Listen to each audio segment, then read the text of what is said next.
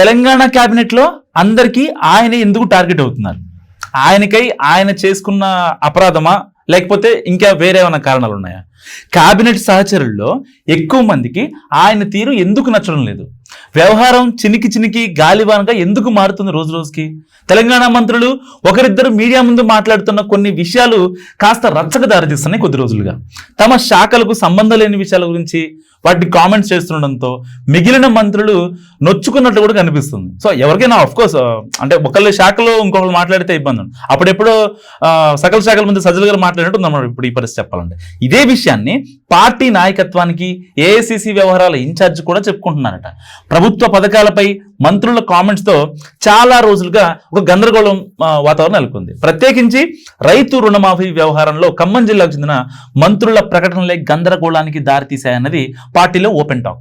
దీనికి ఎక్కడో ఒక చోట ఫుల్ స్టాప్ పెట్టాలని అప్పట్లో చర్చ జరిగింది. కానీ సీఎంకి సన్నిహితంగా ఉండే మంత్రులు అవడంతో ఎవ్వరూ ఏం చెప్పలేకపోయారు. కానీ స్థానిక సంస్థల ఎన్నికల షెడ్యూల్ విషయమై మంత్రి పొంగులేటి శ్రీనివాసరెడ్డి చేసిన వ్యాఖ్యలు తాజాగా వివాదానికి దారితీశాయి.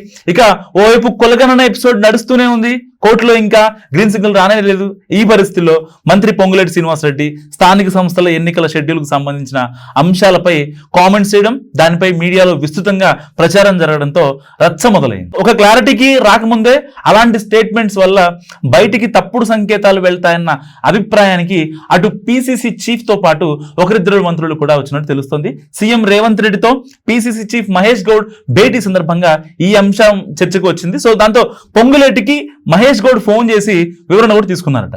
వేరే మంత్రుల శాఖలకు సంబంధించిన సబ్జెక్ట్ గురించి మీరెందుకు మాట్లాడుతున్నారని గట్టిగా అడిగినట్టు సమాచారం. అయితే ఒక శాఖకు సంబంధించిన వ్యవహారంపై వాళ్లకు తెలియకుండా మరో మంత్రి ఎలా కామెంట్స్ చేస్తారంటూ ఓ క్యాబినెట్ మినిస్టర్ నేరుగా ముఖ్యమంత్రిని ప్రశ్నించినట్టు ప్రచారం జరుగుతుంది.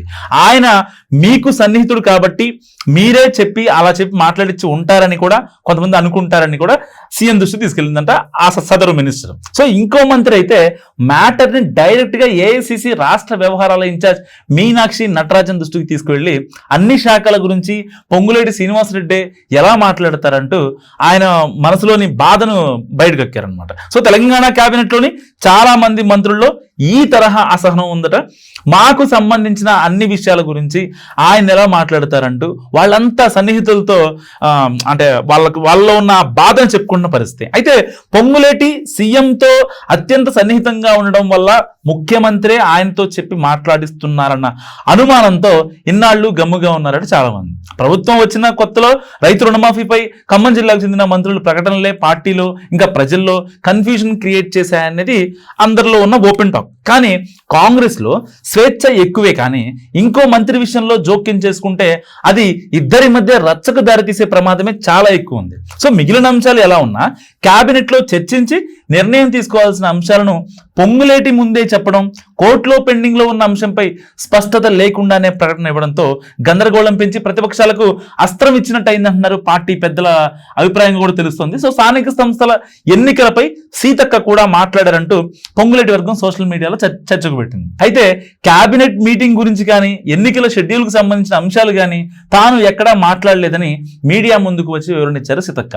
మనకి అంతా ఎందుకు లేనుకోని. సో మిగతా శాఖల వ్యవహారాల్లో జోక్యం చేసుకోవాలన్న కోరిక పొంగులేటికి డైరెక్ట్ గా ఉండి ఉండకపోవచ్చు, కానీ సందర్భానుసారం ఆయన చేస్తున్న వ్యాఖ్యలు మిగతా సహచరులకు ఎక్కడో కాస్త గుచ్చుకుంటున్నట్టుగా చెప్పుకుంటున్నారు రాజకీయ పరిశీలకులు. పరిస్థితులకు అనుగుణంగా ఆయన కూడా సంయమనం పాటిస్తే మంచిదన్న అభిప్రాయం పెరుగుతుంది పొలిటికల్ సర్కిల్లో. సో ఏది ఏమైనా సరే ఇక్కడ క్యాబినెట్ లో అందరికీ పొంగులేటి మాత్రం టార్గెట్ అవ్వడం మనం అందరం ఎప్పటి నుంచి చూస్తాం.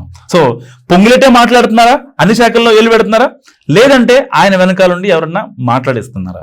మీరేమనుకుంటున్నారా? కామెంట్ రూపంలో చెప్పండి.